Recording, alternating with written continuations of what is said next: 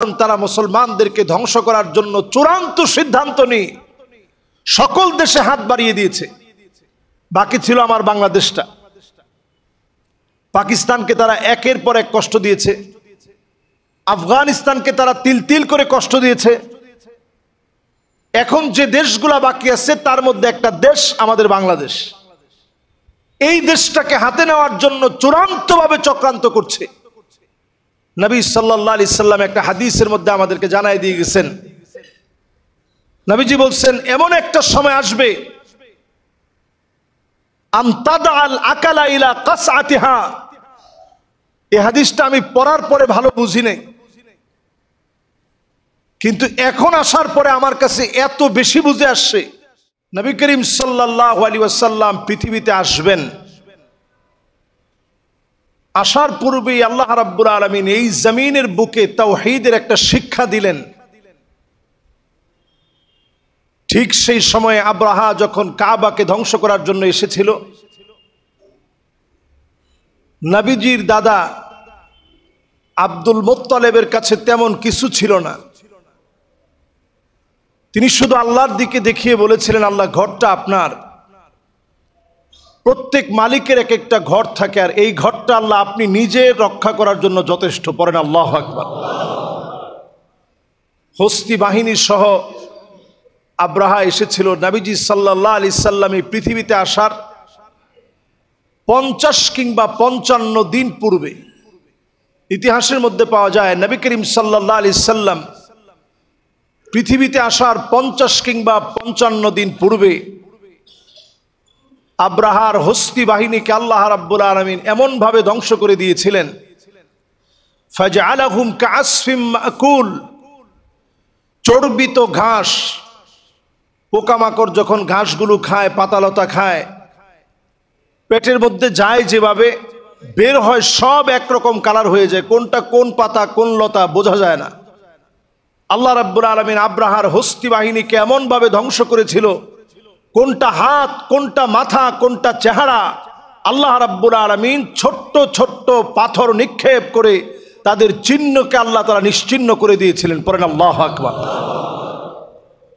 এই জমিনটা আল্লাহ রাব্বুল আলামিন তাওহীদের শিক্ষা দিয়ে আবাদ করাতে চান। আল্লাহ তাআলা যখন ছোট্ট ছোট্ট পাথর দিয়ে ধ্বংস করলেন আব্রাহার গোষ্ঠীকে, ইলেকট্রন প্রোটন এবং নিউটনের মতো সক্রিয় শক্তিশালী একটা বিস্ফোরণ ঘটল এক একটা পাথর থেকে, হস্তি বাহিনী ধ্বংস হয়ে গেল। ঠিক সেই মুহূর্তে লোকদের ভাষ্য ছিল এই ঘর যার রক্ষা করেছেন একমাত্র তিনি কে? আল্লাহ। এটার নামই তাওহীদ। এই যে আমরা আজকে এখানে যারা বসছি, আমরা একটু ক্লান্তি লাগলেই বলে উঠি লা ইলাহা ইল্লাল্লাহ। শরীরটা একটু খারাপ লাগলে আমরা বলি লা ইলাহা ইল্লাল্লাহ মুহাম্মাদুর রাসূলুল্লাহ সাল্লাল্লাহু আলাইহি ওয়াসাল্লাম। আল্লাহর হাবিব ইরশাদ করেন, জাদ্দিদু ঈমানাকুম। ঈমানটাকে তোমরা নতুন করে ফেলো, নবায়ন করে ফেলো। সাহাবায়ে কেরাম আরজ করলেন, ওগো রাসূলুল্লাহ, ঈমানকে নতুন কেমনে করব? আল্লাহর হাবিব বলেন, জাদ্দিদু ঈমানাকুম। ঈমানটাকে একটু নতুন করো। সাহাবীরা যখন প্রশ্ন করলেন ঈমান নতুন হবে কেমনে, আল্লাহর হাবিব বলেন, কাসসিরু যিকর লা ইলাহা ইল্লাল্লাহ। লা ইলাহা ইল্লাল্লাহ যখন পড়বে, ঈমানটাকে যিনি নতুন বানায়া দিবেন তিনি কে? ঈমানকে যদি নতুন বানাতে হয়, লা ইলাহা ইল্লাল্লাহ বেশি বেশি করে পড়েন। আপনার শরীরটা খারাপ লাগতেছে, আল্লাহর কাছে তাওহীদের ঘোষণা দিয়ে আল্লাহর কাছে দোয়া করেন, আল্লাহ আমি বড় ভিখারি, আপনার তাওহীদের ঘোষণা দিয়ে ভিক্ষুকের মতো আল্লাহ আপনার কাছে চাচ্ছি। একত্ববাদের এই ঘোষণার পরে আল্লাহ তাআলা দোয়া কবুল করেন। নবী আম্বিয়া আলাইহিমুস সালাম বিপদে পড়লে আল্লাহর একত্ববাদের ঘোষণা দিয়ে দোয়া করতেন। তো এই তাওহীদকে শেখানোর জন্য আল্লাহ রাব্বুল আলামিন কাবার চত্বরে আব্রাহার গোষ্ঠীকে আল্লাহ তাআলা শেষ করে দিলেন। সেখান থেকে লম্বা সময় ধরে মানুষের মুখে মুখে এই কথা যে এই ধ্বংসযজ্ঞ দুনিয়ার কোনো শক্তি দিয়ে সম্ভব নয়, জালেমদেরকে একমাত্র আল্লাহ রাব্বুল আলামিন পরাভূত করেছেন। যুগ জিজ্ঞাসার সঠিক সমাধানে আল্লাহ রাব্বুল আলামিন বারবারই জালেমদেরকে যখন ধ্বংস করেন, আল্লাহ তাআলা এই কথা বোঝায়া দেন দুনিয়ার কেউ এই জালেমকে শেষ করে নাই, যিনি করেছেন তিনি কে? প্রিয় ভাইয়েরা আমার, যারা এই মুহূর্তে শুনছেন, আমরা যারা বসা আছি, প্রথম কথা, প্রতিনিয়ত ঈমানকে নতুন করার জন্য তাওহীদ, লা ইলাহা ইল্লাল্লাহ, আল্লাহর স্বীকৃতি দেওয়া। একজন বেদুইন কালেমা পড়ে মুসলমান হয়েছে। বেদুইন মহিলা, বৃদ্ধা মহিলা মুসলমান হওয়ার পর উনাকে নবীজি জিজ্ঞাসা করলেন, আইন আল্লাহ, আল্লাহ কোথায়? জিজ্ঞাসা করার পর মহিলা তার জ্ঞান অনুযায়ী উপরের দিকে শুধু তাকালেন। মহিলা বুঝায় দিলেন আল্লাহ রাব্বুল আলামিন উনার ক্ষমতা সর্বত্র বিরাজমান। জোরে কোন আল্লাহু আকবার। আমরা দেখবেন বিপদে পড়লে, মুসিবতে পড়লে উপরের দিকে তাকাই, উদ্দেশ্য হচ্ছে এই যে আল্লাহ আপনি তো অনেক বড়, আল্লাহ আপনি তো ঠিকই আমার এই মুসিবতটা দেখতেছেন, আল্লাহ আপনি আমার হেফাজত করেন। কাছ থেকে আমরা আল্লাহকে ডাকি। নবীজি পৃথিবীতে আসার আগেই আল্লাহ রাব্বুল আলামিন এই তাওহীদ মানুষের অন্তরের ভিতরে গেঁথে দিতে চাইলেন যে সব যিনি করতে পারেন, সমস্ত ক্ষমতা যার, তিনি হচ্ছেন আল্লাহ সুবহানাহু ওয়া তাআলা। এর 55 দিন পরে নবী করিম সাল্লাল্লাহু আলাইহি ওয়াসাল্লাম পৃথিবীতে আসলেন। আল্লাহর নবী যখন পৃথিবীতে আসলেন, বাবা আব্দুল্লাহ এর আগে দুনিয়া থেকে চলে গেলেন। বড় একা হয়ে নবীজি পৃথিবীতে আসলেন। আল্লাহর নবী যখন পৃথিবীতে এসেছে, কাসরা এবং কাইসার রোম পারস্যের সম্রাটদের দিনের পর দিন তারা পূজা করেছিল। সেই পূজা মণ্ডপের ভিতরে একটা কম্পন সৃষ্টি হয়ে গেল। গণকরা এসে বলল এমন একজন জন্মগ্রহণ করেছে, গোটা আরবকে একত্রিত করে ফেলবে, সারা আরব একত্রিত হয়ে যাবে এবং কালেমার দাওয়াত এমন ভাবে ছড়ায়া যাবে, শিরকার পুত্তলিকতা, মূর্তি পূজা মুখ থুবড়ে পড়বে। আল্লাহ পাক আজকে প্রমাণ করে দিলেন একমাত্র তাওহীদ থাকবে, অন্য সব ধ্বংস হয়ে যাবে। নবীজির জন্মের সঙ্গে সঙ্গে যিনি প্রমাণ করে দিলেন তিনি কে? সব কেঁপে উঠেছে, তাদের বুঝতে আর বাকি নাই। এই সাম্রাজ্যের পরিবর্তন হবে, তাওহীদের জ্ঞান মানুষের মধ্যে ছড়ায় পড়বে। সেই তাওহীদের জ্ঞান সম্বলিত আল্লাহ রাব্বুল আলামিন নবী করিম সাল্লাল্লাহু আলাইহি ওয়াসাল্লামকে তাওহীদ দিয়ে পাঠালেন। জন্মের পরেই নবীজির কাঁধ মোবারকের ভিতরে ছোট্ট একটা কবুতরের ডিমের মতো খতমে নবুয়তের সিলমোহর ছিল। জন্মের পরক্ষণেই কাযিররিল হাজালা বাইনা কাতিফাইন, বাইনা কাতিফাই, নবীজির দুই কাঁধের মাঝখানে কবুতরের ডিমের মতো খতমে নবুয়তের একটা সিলমোহর ছিল। একজন ইহুদি পণ্ডিত পাশ দিয়ে যাচ্ছিলেন। নবীজির এই দৃশ্য যখন দেখলেন, দুই কাঁধের মাঝখানে কবুতরের ডিমের মতো খতমে নবুয়তের সিলমোহর, আল্লাহর নবীর আকাশচুম্বী সম্মান আর ইজ্জতের কারণে লোকটা সাথে সাথে অজ্ঞান হয়ে মাটির মধ্যে লুটিয়ে পড়ল। আল্লাহু আকবার। ওনারা জিজ্ঞাসা করলো যে আপনি কোন কারণে অজ্ঞান হয়ে গেলেন? তিনি উত্তরে বললেন যে বড় আফসোসে আমি অজ্ঞান হয়েছি যে আমাদের মধ্য থেকে আল্লাহ তাআলা কাউকে এত শ্রেষ্ঠত্ব দেয় নাই। আখরি নবী, নবীকুলের সম্রাট, শেষ নবী, নবী মুহাম্মদ সাল্লাল্লাহু আলাইহি সাল্লামকে যে শ্রেষ্ঠত্ব দিয়েছে, সুবহানাল্লাহ বিহামদিহি। সে নবীজি আমার তাওহীদের দাওয়াত নিয়ে আসছেন। এই তাওহীদের দাওয়াত দিতে গিয়ে নামাজ পড়তেছেন, ভুঁড়ি চাপায় দেওয়া হয়েছে। একটু চিন্তা করেন কত বড় একটা ভুঁড়ি, এটা বলতে গেলে সহজে বলা যায়।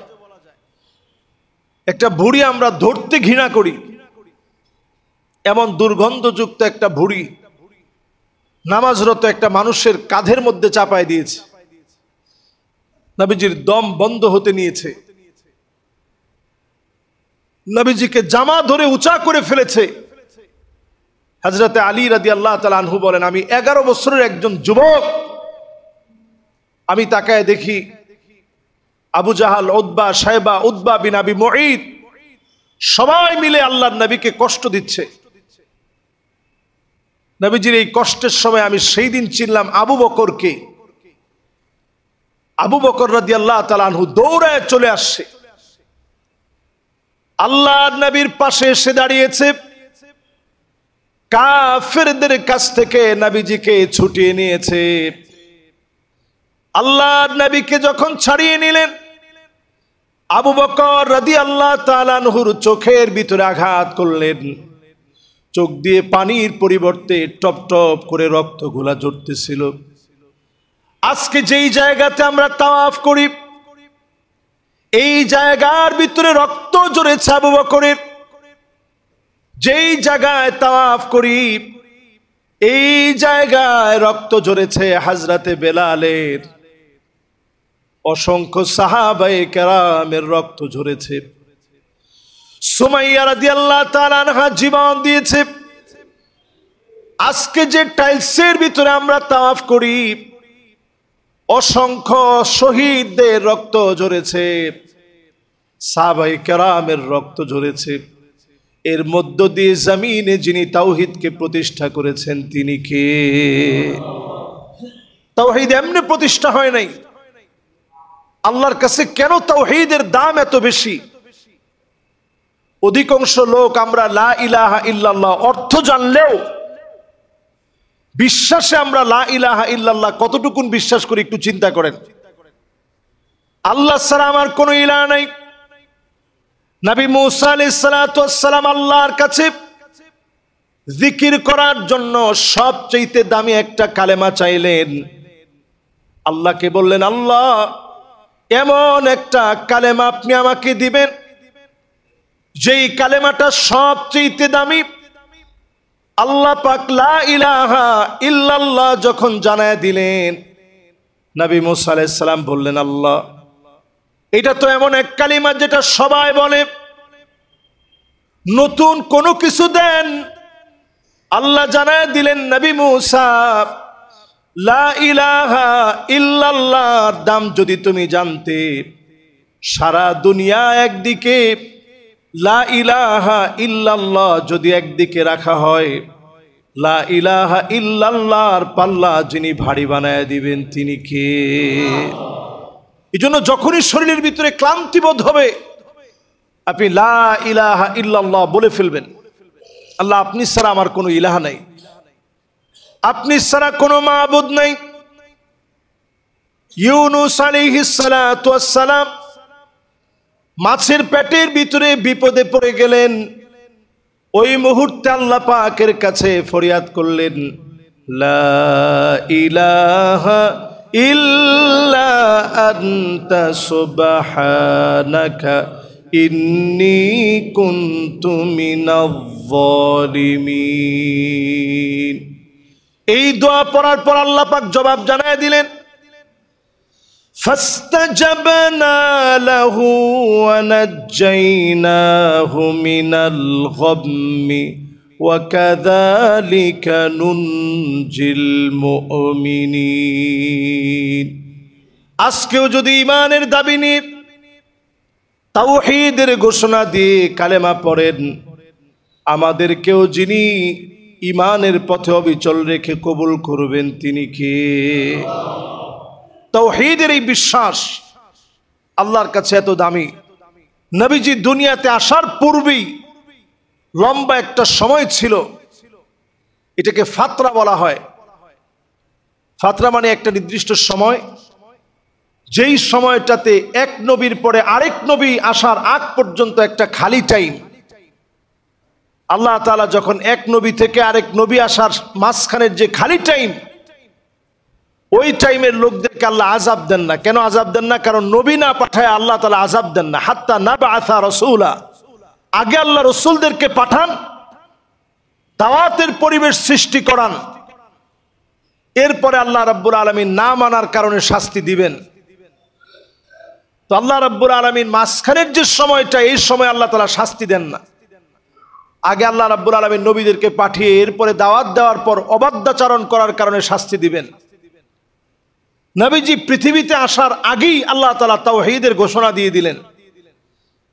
এই তাওহীদের ঘোষণার উপরে কোরআনুল কারীমের সবচেয়ে সুন্দরতম ছোট সূরার একটি সূরা সূরাতুল ইখলাস। আমাদের কার কার মুখস্থ নাই একটু হাত তুলেন তো দেখি। সবার এই সূরাটা কম বেশি মুখস্থ আছে না সবার? প্রথম আয়াতটা কি? সুবহানাল্লাহ। দ্বিতীয় আয়াত,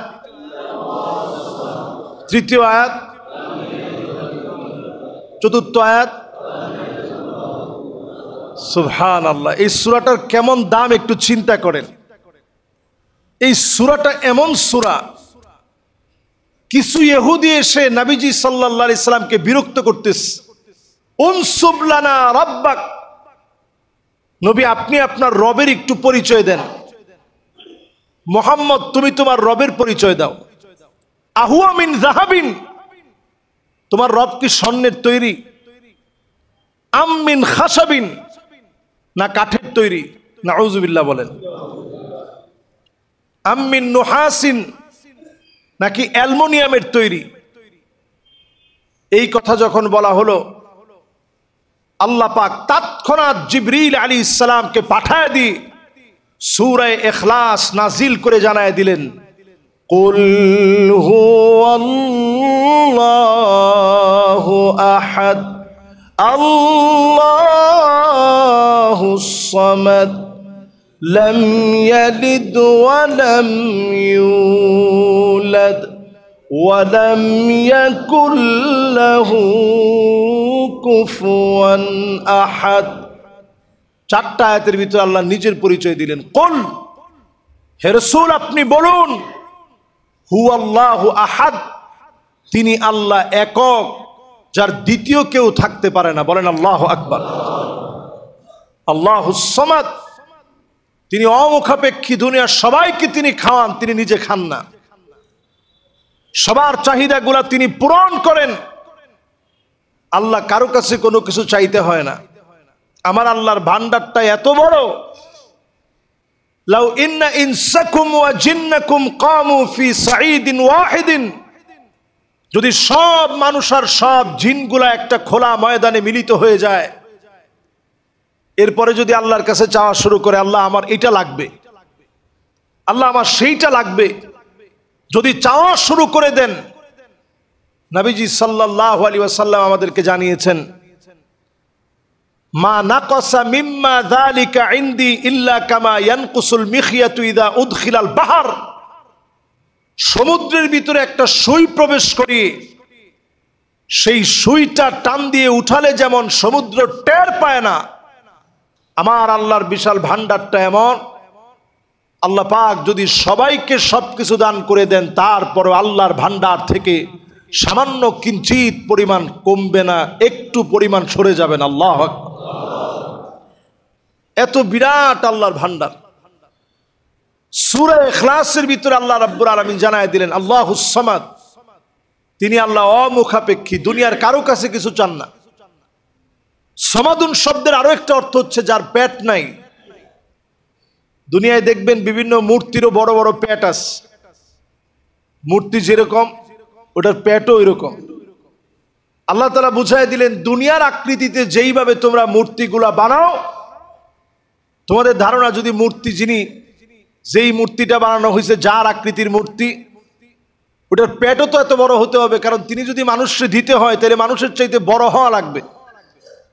এজন্য বড় বড় পেটওয়ালা মূর্তি বানানো হয়।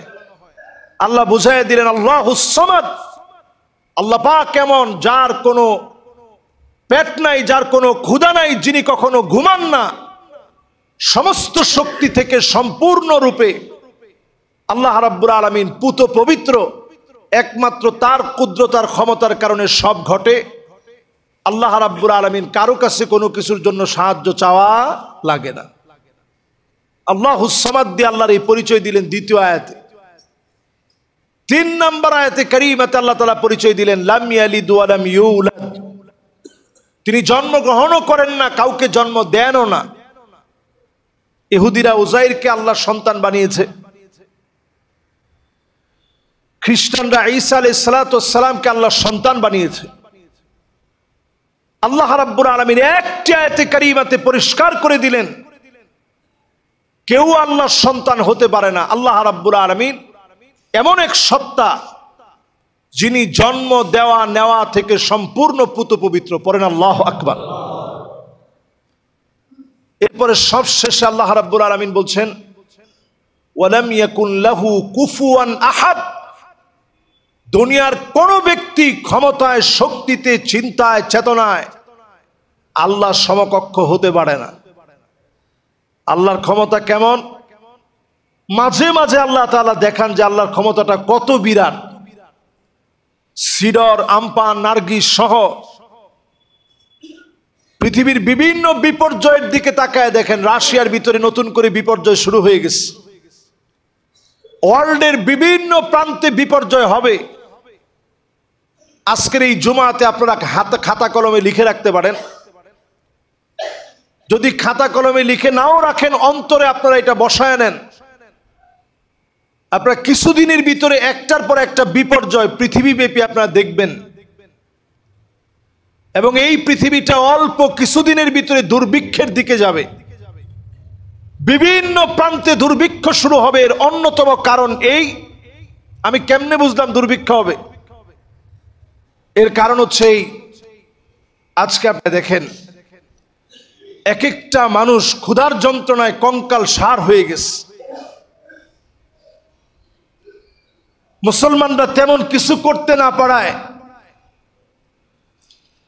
খাদ্য পর্যন্ত পৌঁছাতে পারে না। এই জন্য বোতলের ভিতরে খাবার যতটুকু পারে, শুকনা খাবার ভরে, একটু চাল ভরে, একটু ডাল ভরে, এটা সমুদ্রের পানির ভিতরে ছেড়ে দিয়েছে। আল্লাহর জমিনের শ্রেষ্ঠ মানুষগুলো অভুক্ত অবস্থায় আছে। গত কয়েকদিনে এমন কয়েকটা ছবি দেখে আমি হতবাক হয়ে গেছি যে আসলে আমাদের করণীয় কি এই মুহূর্তে। এক একটা মানুষ তার পিঠগুলা পেটের সাথে লেগে গেছে, পেট পিঠের সাথে লেগে গেছে, চেহারার ভিতরে একটু গোশত নাই, সব হাড় বের হয়ে আসছে, জবানগুলা সব বন্ধ হয়ে গেছে। আল্লাহ রাব্বুল আলামিন এই সময়টাকে দেখবেন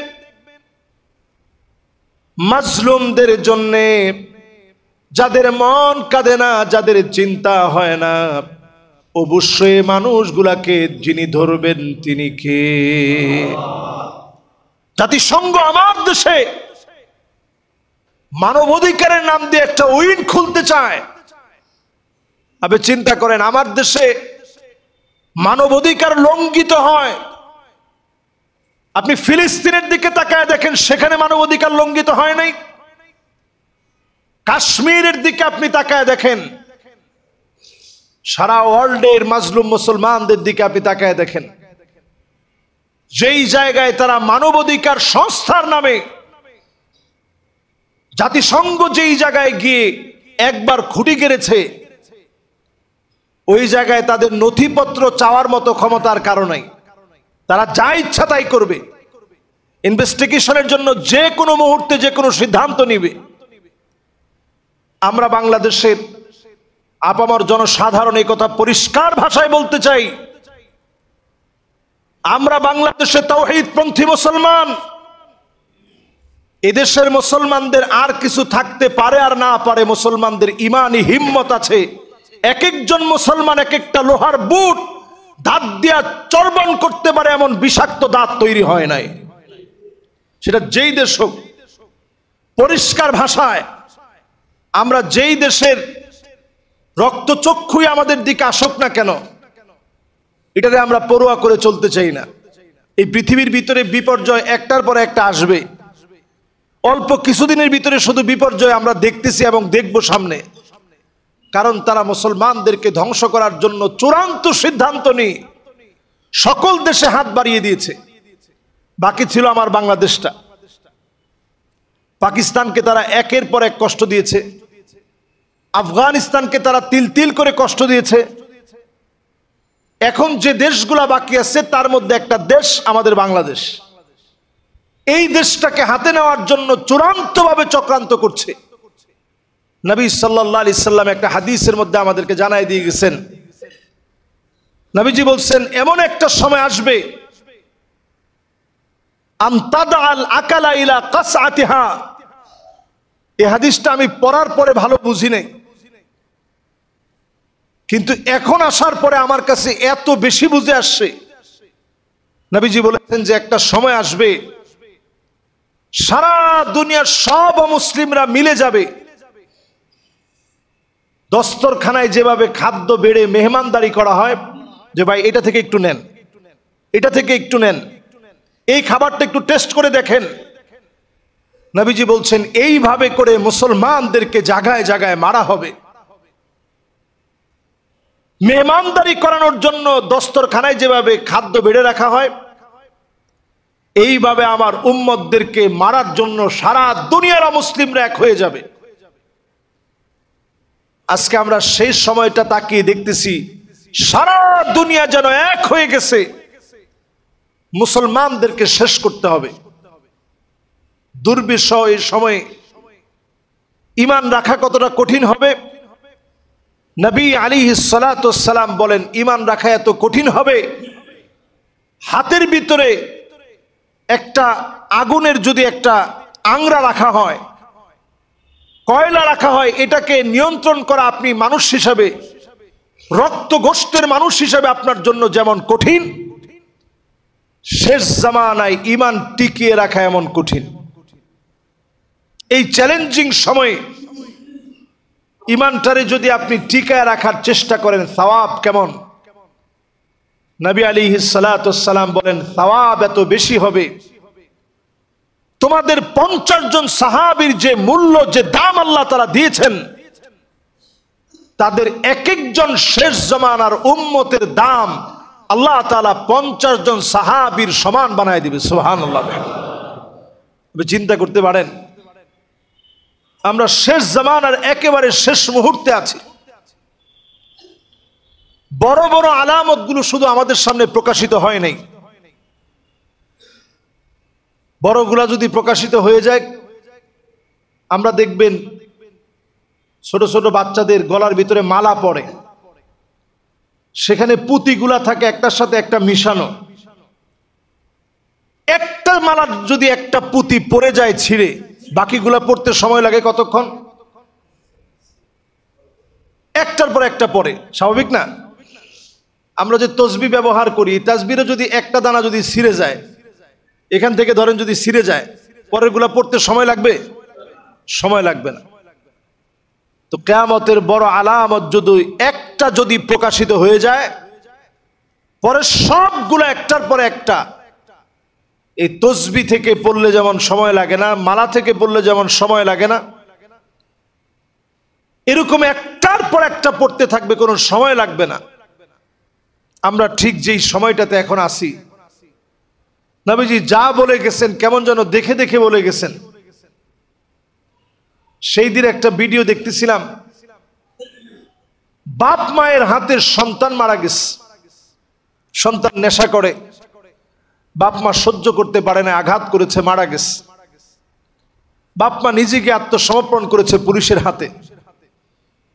এরকম সেম ঘটনা কালীগঞ্জে, গাজীপুরে আমরা গত বছর দেখেছি, রমজান মাসে সম্ভবত এরকম ঘটনা ঘটছে। কিয়ামতের আগে এমন বিভৎস ঘটনা জায়গায় জায়গায় ঘটবে। সন্তানের হাতে মা বাপ মারা যাবে, শহীদ হবে, ভাইয়ের হাতে ভাই খুন হবে। এই দৃশ্যগুলা বাড়বে, বিপর্যয় বাড়বে। এমন দৃশ্য মানুষ দেখবে যেটা আগে দেখে নাই, কল্পনাও করতে পারে নাই। এমন দৃশ্যগুলা দেখবে। নবী আলাইহিস সালাতু ওয়াস সালাম আমাদেরকে সতর্ক করে বললেন,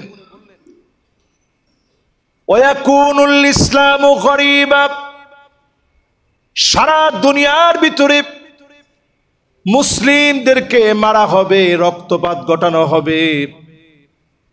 এমন সময় চলে আসবে জায়গায় জায়গায় মুসলমানেরা মার খাবে, সবাই মুসলমানদেরকে দুর্বল মনে করবে, শক্তিহীন বলে মনে করবে।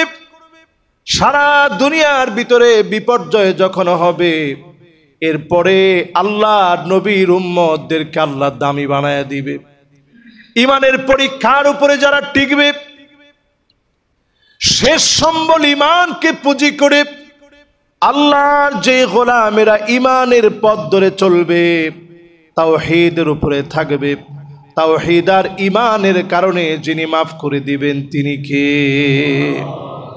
জন্য তাওহীদের এই শিক্ষা বড় দামি। নবীজিকে যখন কাবা চত্বরে জুলম করা হচ্ছিল, নবীজি কখনো বদদুয়া দিতেন না, কিন্তু ওই যে নামাজের সময় নবীজির কষ্ট দিচ্ছে, নবীজি ওই দিন আর ছাড় দেন নাই।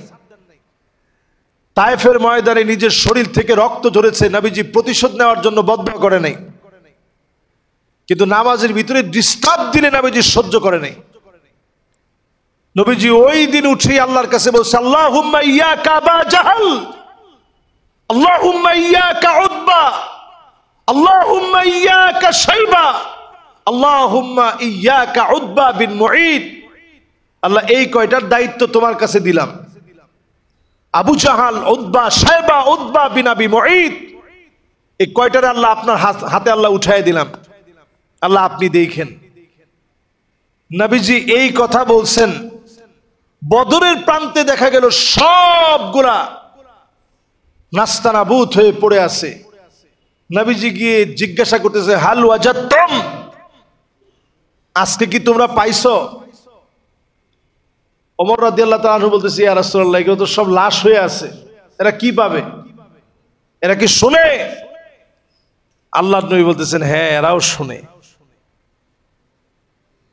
সেই দিন আল্লাহ রাব্বুল আলামিন সবগুলোকে শেষ করে দিলেন। আল্লাহ তাআলা প্রমাণ করে দিলেন, কাফেরদের শক্তি বেশিক্ষণ স্থায়ী হয় না। আজকের এই সময়ের বদদুয়া বেশি দিন সময় লাগবে না, অল্প সময়ের ভিতরে আল্লাহ তাআলা একটা সুদিন দিবেন। মুনাফিকদেরকে আল্লাহ তাআলা চিহ্নিত করে দিবেন, মুনাফিকরা সমাজের ভিতরে চিহ্নিত হয়ে যাবে। মুমিনদেরকে আল্লাহ রাব্বুল আলামিন চিহ্নিত করবেন। এই মুবারক আজকের জুমাতে, সফর মাসের 6 তারিখের আজকের জুমাতে নবীজি সাল্লাল্লাহু আলাইহি সাল্লামের জীবনী থেকে তাওহীদের অংশ দিয়ে শুরু করেছি। নবীজি দুনিয়াতে আসার আগেই আল্লাহ তাআলা এই জমিনের মানুষকে জানিয়ে দিয়েছেন, তাওহীদের একজন ঘোষক এই পৃথিবীতে আসবে, তিনি হচ্ছেন নবিকুলের সম্রাট মুহাম্মদুর রাসূলুল্লাহ সাল্লাল্লাহু আলাইহি সাল্লাম। ওনার পিঠের মাঝখানে আল্লাহ তাআলা একটা সিলমোহর দিয়ে দিলেন। আল্লাহ বুঝাইয়া দিলেন, আমার পেয়ারা হাবিব খাতামুন নবিয়্যিন, তারপরে কোন প্রকার নবী রাসূল আর আসবে না। এই খাতমে নবুয়তের সিলমোহর প্রাপ্ত নবী, সমস্ত নবিকুলের সম্রাট পেয়ারা হাবিব মুহাম্মদুর রাসূলুল্লাহ সাল্লাল্লাহু আলাইহি সাল্লামের উম্মত হয়ে আল্লাহ রাব্বুল আলামিন আমাদেরকে সুন্নত মেনে চলার তৌফিক আল্লাহ তাআলা দান করুক। পড়ে না।